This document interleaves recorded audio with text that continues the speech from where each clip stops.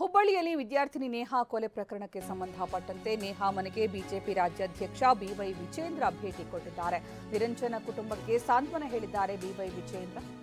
ನೇಹಾ ಹಿರೇಮಠ್ ಬರ್ಬರವಾಗಿ ಹತ್ಯೆಯಾಗಿರುವ ಪ್ರಕರಣಕ್ಕೆ ಸಂಬಂಧಪಟ್ಟಂತೆ ಒಬ್ಬೊಬ್ಬರು ನಾಯಕರು ನೇಹಾ ಮನೆಗೆ ಭೇಟಿ ಕೊಡ್ತಾ ಇದ್ದಾರೆ. ಅವರ ತಂದೆ ತಾಯಿಗೆ ಸಾಂತ್ವನ ಹೇಳ್ತಾ ಇದ್ದಾರೆ. ಇದೀಗ ನೇಹಾ ಮನೆಗೆ ಬಿಜೆಪಿ ರಾಜ್ಯಾಧ್ಯಕ್ಷ ಬಿವೈ ವಿಜೇಂದ್ರ ಭೇಟಿ ಕೊಟ್ಟು ಸಾಂತ್ವನ ಹೇಳಿದ್ದಾರೆ.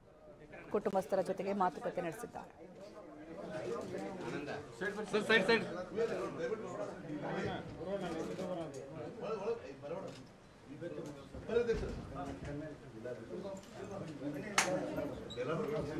ಸರ್ ನೀವೇ ಈ ಕಡೆ ಬನ್ನಿ ಸರ್.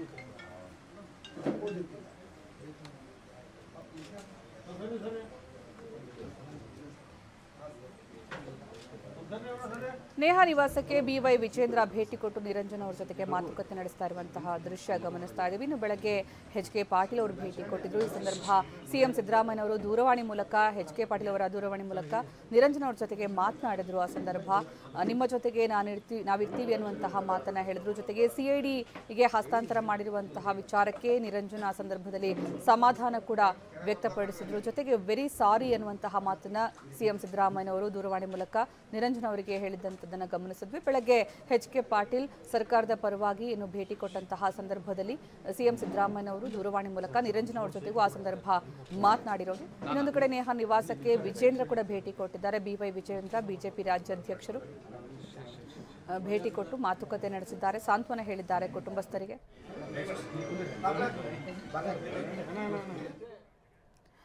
ಇನ್ನೊಂದು ಕಡೆ ಹುಬ್ಬಳ್ಳಿಯಲ್ಲಿ ನೇಹಾ ಹಿರೇಮಠ ಕೊಲೆ ಪ್ರಕರಣಕ್ಕೆ ಸಂಬಂಧಪಟ್ಟಂತೆ ತನಿಖೆಯನ್ನ ಸಿಐಡಿ ತಂಡ ಮುಂದುವರೆಸಿದೆ. ಈ ಪ್ರಕರಣದ ತನಿಖೆಯನ್ನ ಸಿಐಡಿಗೆ ವಹಿಸಿದ ಮೇಲೆ ಸಿಐಡಿ ತಂಡ ತನಿಖೆಯನ್ನ ಮುಂದುವರಿಸ್ತಾ ಇದೆ. ಹುಬ್ಬಳ್ಳಿ ಧಾರವಾಡ ಪೊಲೀಸ್ ಕಮಿಷನರ್ ಕಚೇರಿ, ಸಹಾಯಕ ಆಯುಕ್ತರ ಕಚೇರಿಗೆ ಭೇಟಿ ಕೊಟ್ಟು ಮಾಹಿತಿ ಕಲೆ ಹಾಕಲಾಗ್ತಾ ಇದ್ದು ಪ್ರಕರಣ ಸಂಬಂಧ ಪೊಲೀಸರಿಂದ ಸಿಐಡಿ ಮಾಹಿತಿಯನ್ನ ಪಡೆದಿದೆ.